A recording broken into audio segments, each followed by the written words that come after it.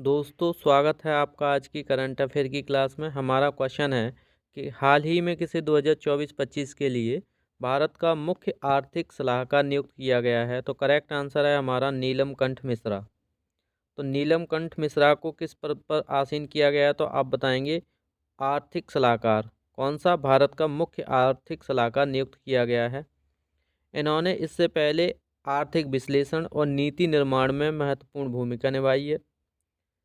यह इनकी जो नियुक्ति है वो आर्थिक नीति और वित्तीय स्थिरता को मजबूत करने हेतु की गई है।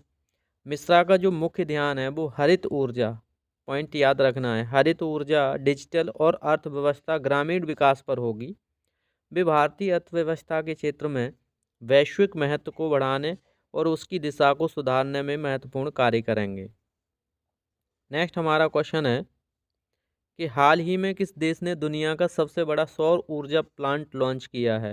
तो हमारा करेक्ट आंसर है ये कार्य भारत के द्वारा किया गया है। याद रखना इम्पोर्टेंट है, दुनिया का सबसे बड़ा सौर ऊर्जा प्लांट किसके द्वारा, भारत के द्वारा। ये कहाँ पर होगा, तो आप बताएंगे कि ये हमारे राजस्थान में स्थापित होगा और इससे 15 गीगावाट बिजली उत्पादित होगी और वो भी हरित क्षेत्र में महत्वपूर्ण ये मील का पत्थर साबित होगा। यह परियोजना नेशनल सोलर मिशन के तहत इसको विकसित किया गया है और इससे इम्पोर्टेंट पॉइंट क्या है, इससे कितने घरों को, तो आप बताएंगे 3 करोड़ से ज़्यादा घरों को इससे बिजली प्राप्त होगी। साथ ही ये हमारी जो अन्य देशों पर निर्भरता है इसको हमें कम करने में ये मदद करेगा और साथ ही ये पर्यावरण जो प्रभाव हैं उनसे बचाव में भी मदद करेगा, क्योंकि प्रदूषण इससे बहुत ही कम होगा। नेक्स्ट हमारा क्वेश्चन है कि हाल ही में किस राज्य ने डिजिटल शिक्षा मिशन शुरू किया है। तो डिजिटल शिक्षा मिशन शुरू करने वाला हमारा उत्तर प्रदेश राज्य है। नेक्स्ट हमारा क्वेश्चन है हाल ही में किसे ICC cricket of the year 2024 चुना गया है। तो करेक्ट आंसर हमारा शुभम गिल। क्वेश्चन है 10 जनवरी को विश्व हिंदी दिवस क्यों मनाया जाता है। तो करेक्ट आंसर है हिंदी भाषा को बढ़ावा देने के लिए। क्यों मनाते हैं, हिंदी भाषा को बढ़ावा देने के लिए। कब मनाते हैं विश्व हिंदी दिवस, ये भी आपको याद रखना है। तो 10 जनवरी को मनाते हैं। आपको याद रखना है कब मनाते हैं, 10 जनवरी को। आपको बताना है कि इसकी थीम क्या है और ये कब से स्टार्ट हुआ। तो सबसे पहले हमने हिंदी दिवस को 1975 में नागपुर में पहला हिंदी सम्मेलन आयोजित किया था। उसके बाद 2006 से इसे हर साल विश्व हिंदी दिवस के रूप में मनाना स्वीकार कर दिया है। इस दिन होता क्या है, इस दिन विदेशों में जो भारतीय दूतावास में विशेष कार्यक्रम आयोजित किए जाते हैं। साथ ही इस वर्ष की थीम सबसे इम्पोर्टेंट है, इस वर्ष की थीम तो बताएंगे हिंदी और डिजिटल युग का विकास। 2025 की थीम क्या है हिंदी दिवस की, तो आप बताएंगे हिंदी डिजिटल युग का विकास। इम्पोर्टेंट है, थीम आपको याद रखना है। हाल ही में प्रवासी भारतीय दिवस 9 जनवरी को क्यों मनाया गया।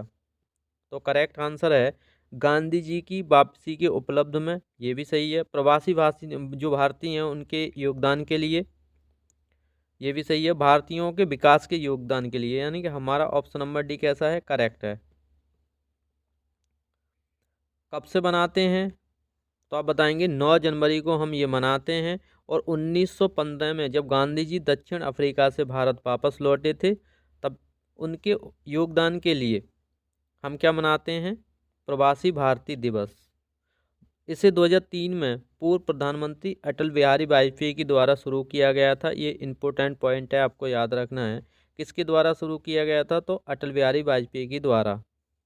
इस दिन प्रवासी भारतीयों के लिए विशेष सम्मान समारोह आयोजित किए जाते हैं और आपको थीम याद रखनी है 2025 की, प्रवासी भारतीय और भारत की प्रगति।